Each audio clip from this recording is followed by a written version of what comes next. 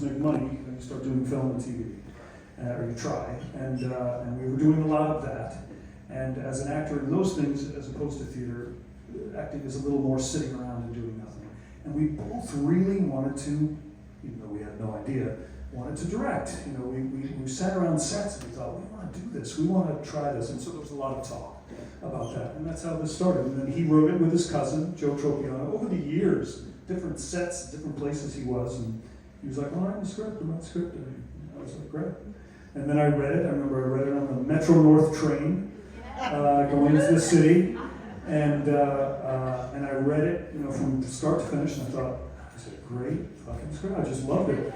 And I called him and said, I'll do anything you want. You want me to be in it? You want me to? And he was like, I'm a little scared to be the lead, and it would be my first directing thing. Why don't you co-direct it? I said, great. And that's how it all started. Yeah, and this was, am I correct in saying this was also your directorial debut? Yeah, I directed, I think, a play before, but yeah, neither one of us had ever directed any film or anything. And there is, yeah, we really were, we were sure that we wanted to do it, and we were unsure about what to do, frankly. It never is what you think. When you're on set and you're the actor, you think you know what you would do if you direct, but once you get there, of course, you have no idea. You have no clue. But you learn quickly. This film was a critical darling. It won accolades at Sundance, at the Independent Spirit Awards, from the New York Film Critics Circle. One of our favorites, the Deauville Film Festival. It's a French film festival of American film. And this was both of your directorial debut. How was it going out on the festival circuit and on your first time out and getting all those plaudits? Well, it's a good question.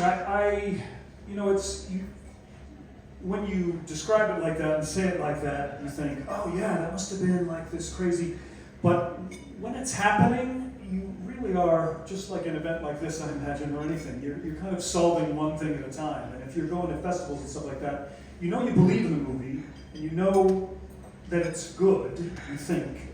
But you know, it's a quiet movie, nothing really happens, so you're worried about that. And it took a long time to raise the money, and you know, will you find a distributor? So you're still solving problems the whole time, and worried.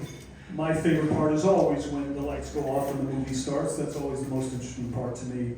And then it becomes the audience's movie, you know, and that's what you're looking for.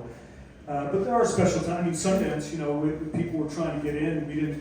We had producers who really didn't know what they had. They had given us the money, but they were making other big movies, and we were kind of like their exotic foreign film or something. I think they didn't know what, you know, they were like, all right, we'll go to Sundance. And anyway, it was, you know, people went crazy, and it was packed and all that stuff, and we had extra screenings, and we were all kind of like, what the hell is going on?